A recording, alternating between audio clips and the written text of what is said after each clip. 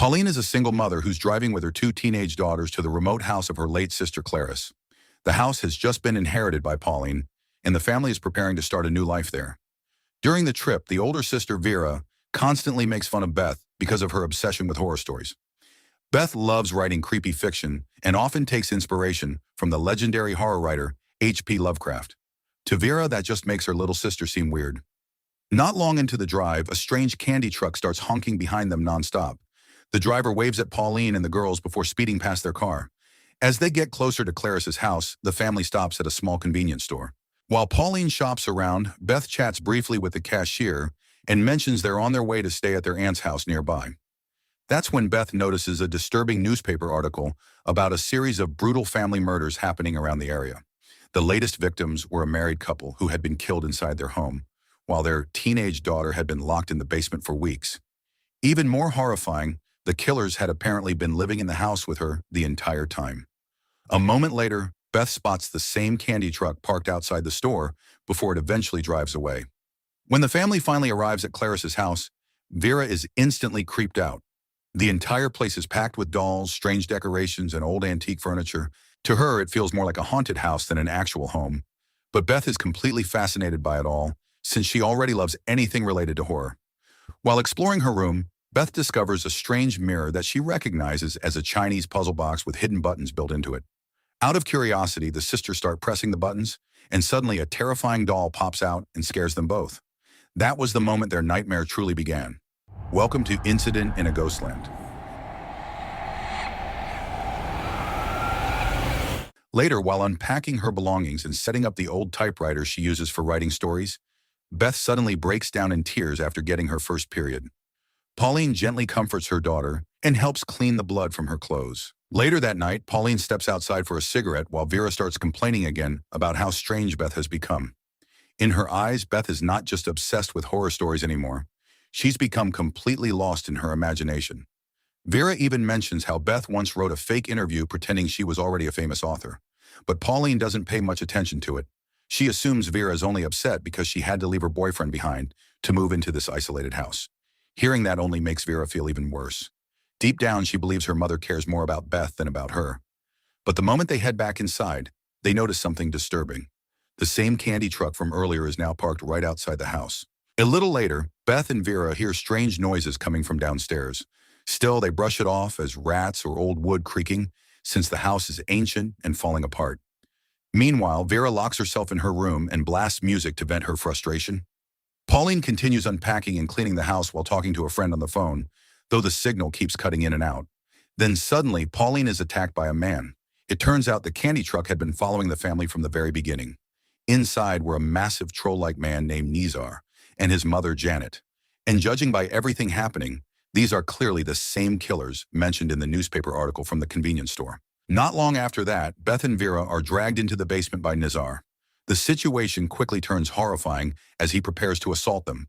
But Beth is suddenly released after Janet realizes she's on her period. Beth immediately tries to escape and look for help, only to discover the house has already been locked from the outside. A moment later, Janet attacks Beth and calmly treats the entire nightmare like some twisted game, claiming Nizar only wants to play with the dolls inside the house. Just as Janet is about to punish Beth even further, Pauline suddenly regains consciousness and slams Janet to the ground.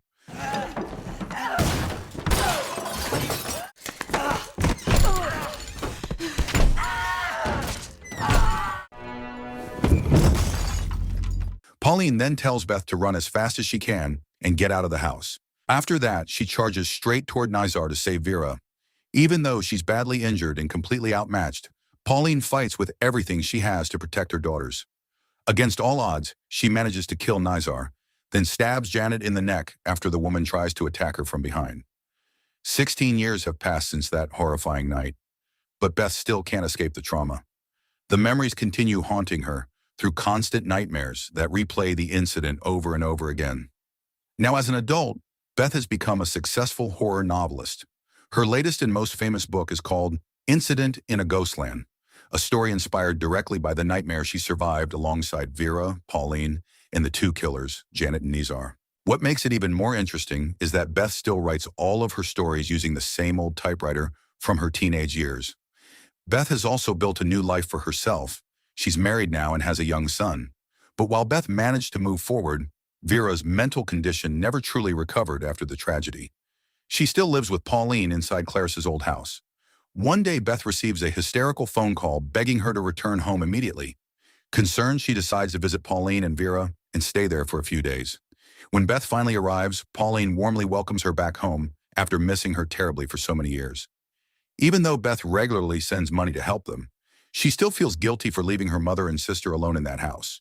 But Pauline understands. As a mother, she knows Beth deserves to live her own life and chase her dreams. Not long after Beth arrives, screams suddenly echo from the basement.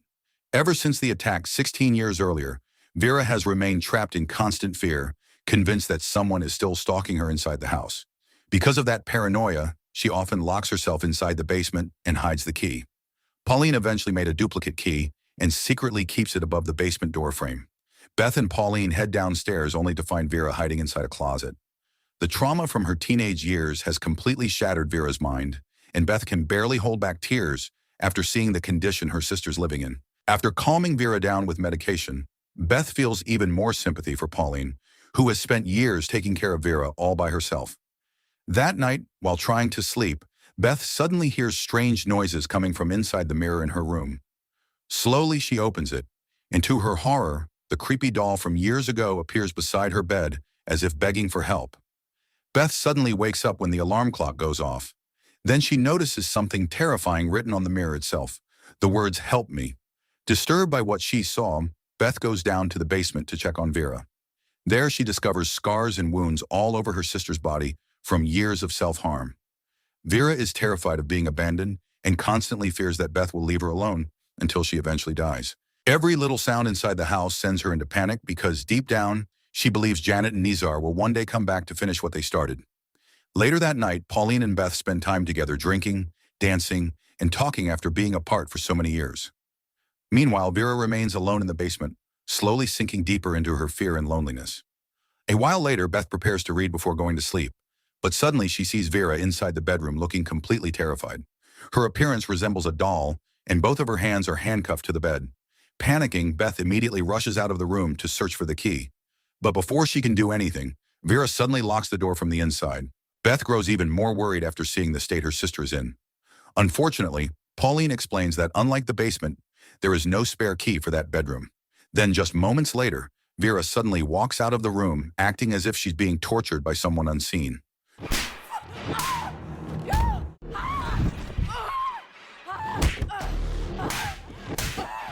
While trying to calm the situation down, Pauline reveals that she understands what Vera truly wants from Beth. Because the house is located in such a remote area, Pauline decides to wait for the ambulance she called near the main road where the signal is better. Beth walks her mother to the front door, but when she comes back inside the house, Vera has already returned to the basement once again. After that, Beth stays awake for hours, keeping watch in case Vera comes back upstairs. Eventually, sometime before dawn, exhaustion takes over and Beth falls asleep. She suddenly wakes up to the sound of dogs barking outside the house. Then out of nowhere, someone attacks her from behind. The next morning, Beth wakes up on the living room sofa and is horrified to find her face swollen and bruised, as if she had been badly beaten. She immediately starts searching for Pauline, only to realize her mother still hasn't returned. To make things worse, the doors of the house are locked. For a moment, Beth completely breaks down from fear, exhaustion, and hopelessness. But eventually, she forces herself to go down into the basement alone. There she finds Vera, whose face is also badly bruised and swollen. At first, Beth assumes Vera has completely lost her mind and attacked her during the night. But instead of denying it, Vera repeatedly slaps Beth in an attempt to force her sister to wake up and finally face the horrifying truth about what is really happening. At that moment, the movie begins flashing back to pieces of the attack from 16 years earlier, from Beth being slapped by Janet to Pauline desperately trying to protect her daughters. And that's when the horrifying truth is finally revealed. Beth was never living a successful adult life at all. Everything she experienced was only a fantasy created inside her own mind. In reality, Beth and Vera are still trapped inside the basement of the house. Even worse, Pauline never survived that night. The reason Beth imagined a happy future where her mother defeated the killers, where she became a famous author, got married, and had a child, was because her mind was desperately trying to escape the unbearable reality surrounding her. As Beth finally regains full awareness, She realizes both she and Vera are covered in bruises and swelling from years of torture at the hands of Nizar and Janet.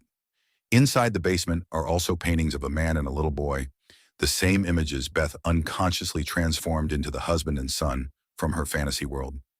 Even the words "help me" written on the mirror were real all along. After that, Beth and Vera quietly eat whatever scraps of food their captors throw at them, even rotten leftovers. Beth completely breaks down in tears after realizing how beautiful her imaginary life felt compared to the nightmare she's actually living. Part of her even wishes Vera had never forced her to wake up. But Vera can only comfort her sister the best she can. That night, the two of them fall asleep together inside the basement once again. The next morning, they wake up to an alarm Vera had secretly prepared, along with the sound of the candy truck honking outside the house. Immediately, Vera tells Beth to hide inside the closet and accept whatever the killers decide to do to her. Vera already knows from experience that trying to fight back only leads to even worse torture. Not long later, Janet arrives and opens the closet door. Beth is instantly beaten unconscious.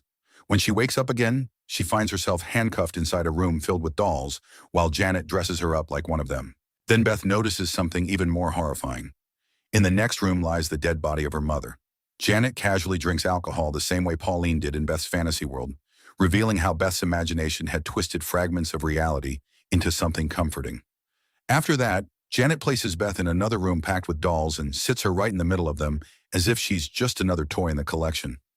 Luckily, after Janet leaves, Beth notices a sharp metal pin hidden inside one of the dolls and secretly hides it in her hair. A short time later, Nizar enters the room. Terrified beyond words, Beth stays completely still, just like Vera warned her to do. Thankfully, Nizar grabs an actual doll first, because he can barely tell the difference between people and toys. But Beth is horrified as she watches what he does to it. Eventually, Nizar notices Beth hiding among the dolls and immediately grabs her. Beth is so terrified that she completely loses control and breaks down crying, while Nizar starts touching her and prepares to burn her wrist with fire. But just before he can do it, one of the dolls suddenly falls over and distracts him for a moment. Seeing her chance, Beth quickly pulls out the sharp metal pin she hid earlier and stabs Nizar in the shoulder. While Nizar becomes distracted by another doll, Beth slowly tries to sneak away from the room. Unfortunately, Nizar soon realizes what's happening and starts chasing after her. In desperation, Beth spots her old typewriter nearby and smashes it directly into it. The hit finally knocks Nizar unconscious, but the noise alerts Janet, who immediately breaks through the locked door searching for Beth. Thankfully, Beth manages to hide inside the mirror compartment in her room. Still, the doll hidden inside almost gives away her position after suddenly making noise while Nizar searches the room. Eventually, Janet assumes Beth escaped through the window and rushes outside. Beth immediately takes advantage of the opportunity and runs down to the basement to rescue Vera so they can finally escape the nightmare house together. But just as they're sneaking out, Janet suddenly comes back inside and nearly catches them. Luckily, she gets distracted after hearing Nizar screaming in pain upstairs. At long last, Beth and Vera manage to escape from the house and run deep into the forest as fast as they can. Eventually, they come across two police officers on the road. One of the officers quickly radios his partner, who just happens to be at the same convenience store from the beginning of the movie. The cashier immediately recognizes the description of the two girls and confirms they were traveling to Clarice's house with their mother, Pauline. For a brief moment, it finally seems like Beth and Vera are about to be saved. But then suddenly, both police officers are shot. I know where the girls come from.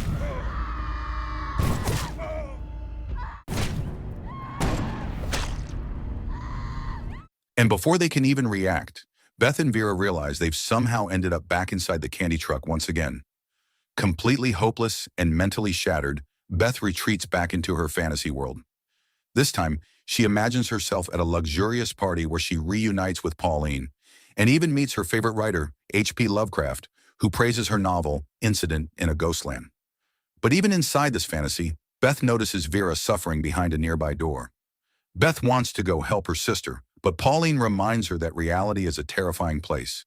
Still, Pauline also understands that she can't stop Beth if she chooses to face the truth and return to the real world in order to save Vera. In the end, Beth finally forces herself back into reality. The moment she wakes up, Nizar is brutally attacking her.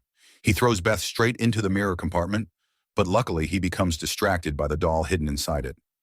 Beth immediately takes the chance to run into the next room, where Janet is preparing to kill Vera. Without hesitation, Beth fights back with everything she has. In pure desperation, she even bites Janet's skin and chews on her fingers just to protect her sister.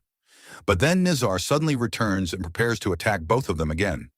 Just when things seem completely hopeless, a police officer finally arrives and shoots Nizar.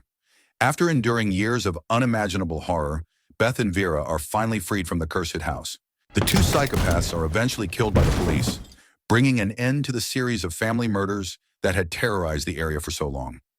Before entering the ambulance, Beth catches one final glimpse of Pauline's spirit smiling at her from the window. Then Pauline points toward Beth's old typewriter.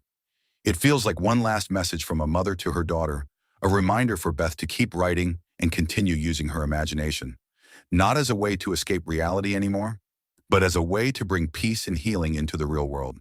So the moral of the story is never follow a candy truck to a haunted dollhouse unless you want free trauma, zero therapy, and a lifetime subscription to Basement Problems.